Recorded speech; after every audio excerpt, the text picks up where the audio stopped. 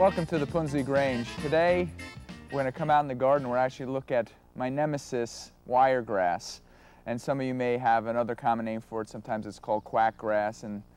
And the reason it's so pernicious is because it grows from underground stems. And the name wiregrass, as we're going to see in a second as I pull this up, is actually going to look like wire. It has a strength of wire. So it's probably how it got the quackgrass. I'm not really sure how that common name came about. Maybe because you're a quack if you're trying to get rid of it, because it's not easy. And we're going to talk a little bit about some of the things you can at least contain it with. We're going to look here now. I have a couple tools for weeding.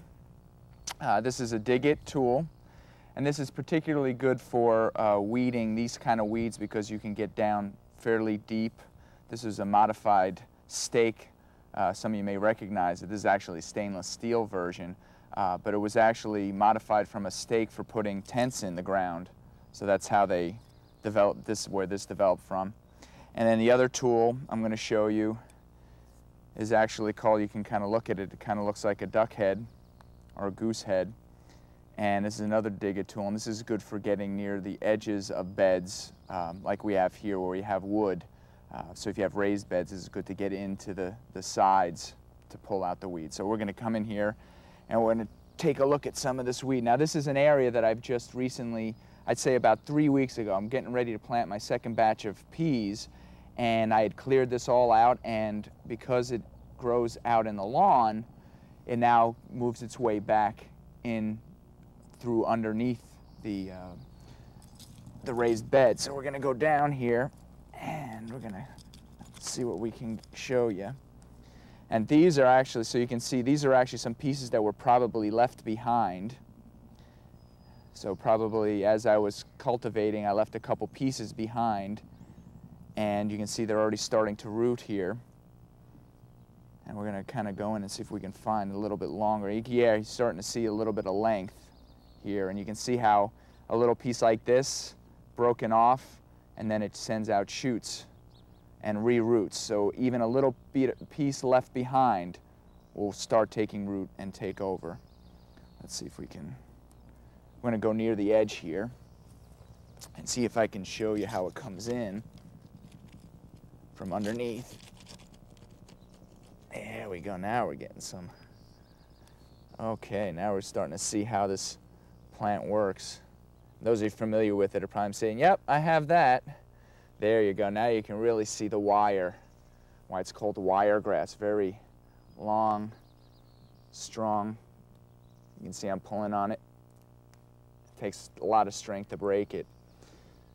So some of the ways, I mean, you can go around hand weeding, and that's what's good about this tool, is that we can come in along the edge and we can grab any of the roots that are trying to make their way into the bed from the outside. And then we can also come along. So yeah, I can feel that I'm pulling up some roots.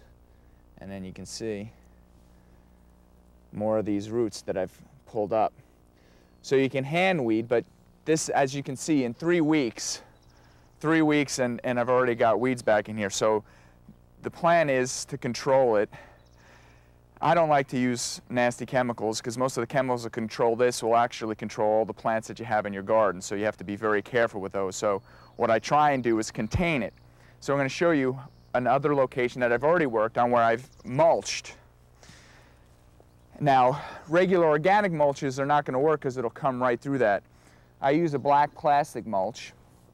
And if you actually, I don't know if you can see this, but there's tiny little holes to allow the water through. And I staple it to the edges here and leave just enough room for the plant. And this is a blackberry that's coming up here. And this, but you still have to be careful. I mean, it's going to minimize, but you still have to be careful. You have to keep an eye that they don't try and shoot their way here. But it's a lot easier to control when they have to extend from the outside in here. So you still have to keep an eye on things. So, and also, one thing that I've learned about this mulch is that you can't put anything over the top of it. I tried to be a little bit decorative with it and put some mulch on the top. The pressure, that wiregrass has tips that'll pierce right through it. So just use the black plastic mulch and you'll be in good shape. So until next time, live long and garden.